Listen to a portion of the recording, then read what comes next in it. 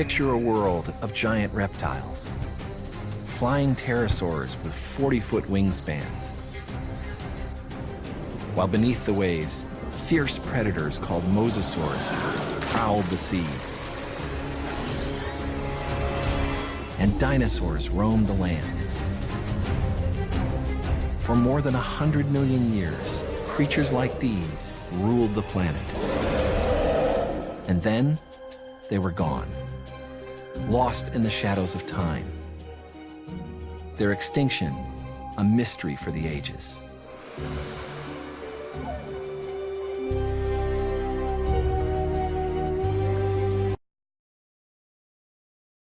Just outside of Gubbio, Alessandro Montanari is looking for that distant past. He's a time traveler, moving towards the lost world of the dinosaurs. Its ancient history written in these limestone cliffs.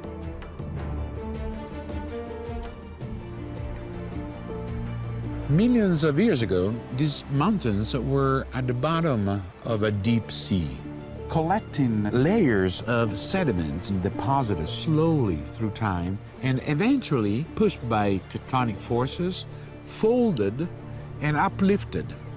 So all of this rock and all of these layers were once at the bottom of the ocean. Exactly. And then all these other forces have brought this old rock up to you. Yes, that we can actually study layer by layer, like pages of a book, the history of the Earth.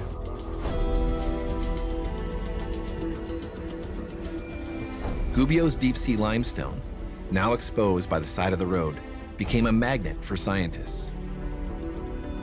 Especially this site, that may seem ordinary, but holds one of the strangest features to confront a geologist.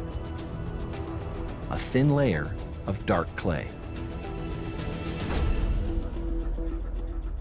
In the 1970s, the clay captured the attention of an American geologist, Walter Alvarez.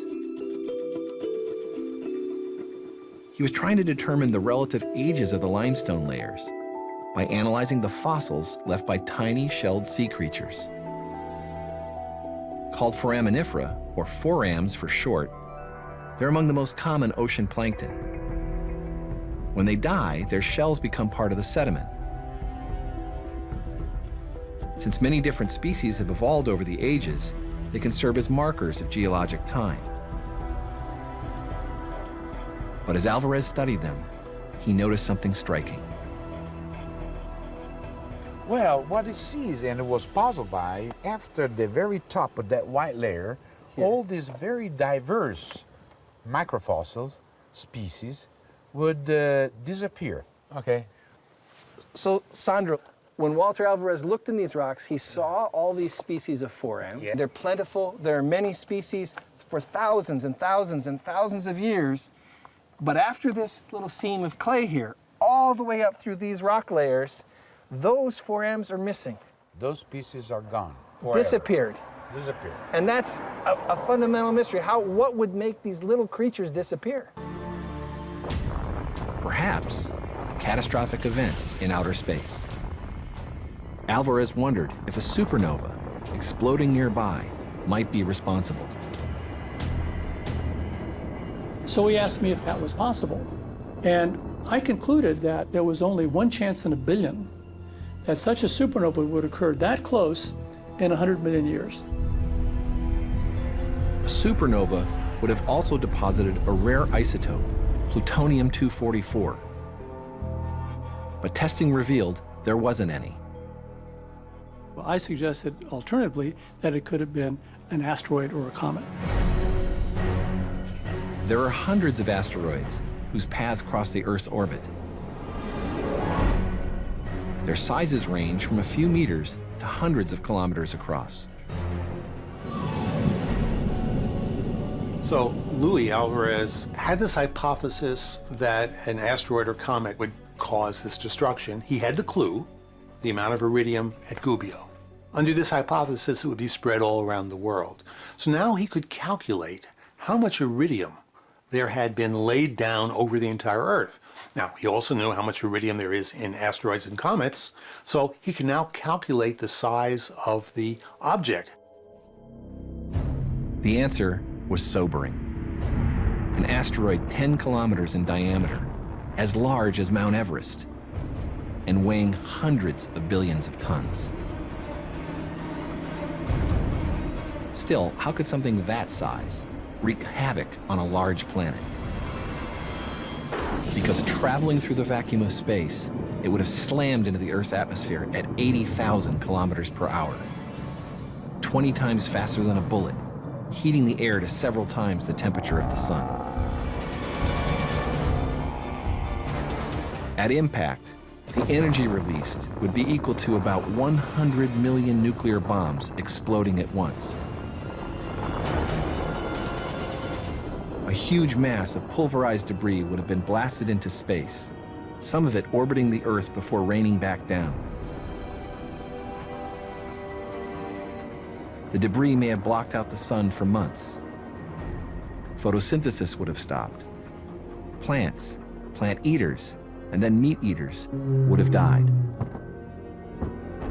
This was the asteroid impact hypothesis for how the Mesozoic era ended. The search for fresh clues led here to Texas, along the Brazos River, some 300 kilometers from the Gulf of Mexico.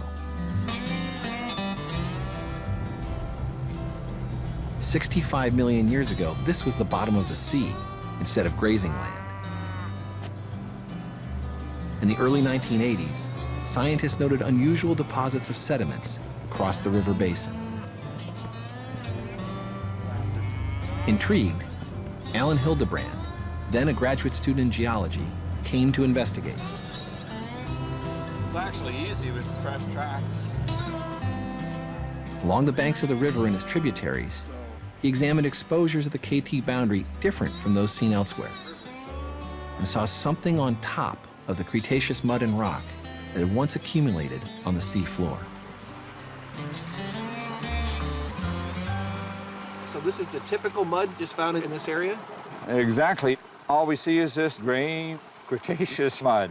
And there's 7 million years of this mud here. So, I mean, we're talking boring. Right. You know, there was nothing going on.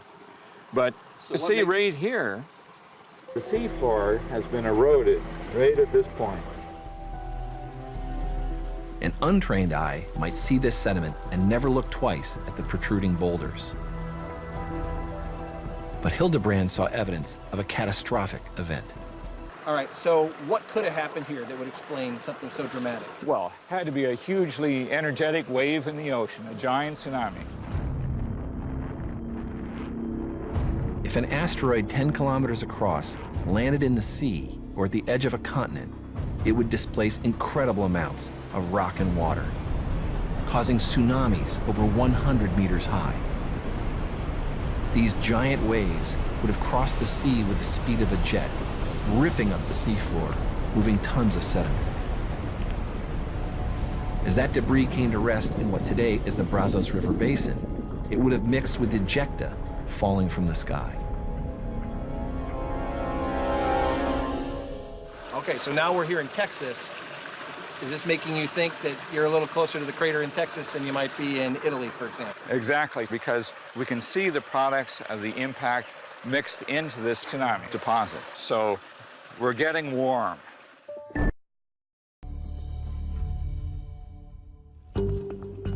Ironically, a key clue discovered by another geologist had long been overlooked. Years before, Glenn Penfield had hunted for oil on the Yucatan Peninsula in Mexico. From the air, Penfield saw nothing unusual. But his instruments measured differences in gravitational fields and revealed the features of a giant buried crater. It was Hildebrand who eventually followed up on Penfield's work. Rock samples from the area Penfield identified showed all the signs of a high-energy impact. We've now found several specimens that are very close to the boundary. And really what that's showing us is that even if dinosaurs are rare, if you look long enough, you'll find them when they were living on the planet. What we have not found yet is any dinosaur skeleton anywhere in the world above the KT boundary layer. Scientists now knew what lived here and their ultimate fate. Within 1,000 kilometers of the impact, death came quickly. If you turn your oven on broil, open the door, put your hand into the glow bar, that's what the dinosaurs felt very soon. And they were probably broiled alive within an hour or so. For dinosaurs further away, death may have been delayed, but not for long. Soon, vaporized ejecta and smoke from fires filled the air. And there may have also been a lot of sulfur blown into the atmosphere because the impact site in the Yucatan Peninsula had a lot of sulfur in it. And all of those things were abundant enough to obliterate the sun. Without light, anything dependent on photosynthesis, on land or in the sea, was vulnerable. As food chains collapsed, giant reptiles still alive died off. The Mesozoic era, the age of dinosaurs, was over.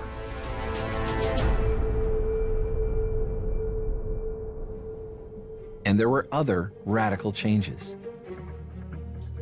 In Kirk Johnson's Denver lab, you can see what happened to plant life. Samples taken from below the KT boundary show a high diversity of pollen grains, stained here in red. But above the boundary, this earlier diversity disappears, reflecting the extinction of 60% of all plant species. Fern spore, fern spore. Where flowering plants once thrived, ferns took over first. Fern spore, fern spore, fern spore. Unlike pollen, fern spores can germinate on a barren landscape, devoid of living plants. We have a short period of time where there's only ferns, that's the fern spike, but after that there's about 1 million years of time where we have the low diversity disaster recovery flora, and after that first 1 million years then things start to pick back up again. We start to see animals coming back into the landscape. In this new post-impact world, the niche that dinosaurs left was waiting to be filled. And so the survivors of this on the land were creatures that lived in holes, birds, mice-like creatures, turtles, frogs, things that lived in swamps or rivers or near the seashore. And compared to dinosaurs, they had the advantage of size. They were small. Small animals have large population size. Small animals have higher reproduction rates. Now, it's not saying that small animals didn't suffer mass death, but enough survived, and that's the key point. In that 1 million years of recovery, the small inherited the Earth. It was the beginning of the age of mammals. Eventually, larger mammals dominated the land, just as dinosaurs had done before. And among them were primitive primates, whose evolution would lead in a very promising direction, at least for humans. What the asteroid impact taught us about evolution is that it's not always about survival of the fittest. Sometimes it's about survival of the luckiest. And there's a profound point there for our species. Only after the extinction of the giant reptiles did mammals flourish, including our primate ancestors. Without the asteroid, there'd be no us.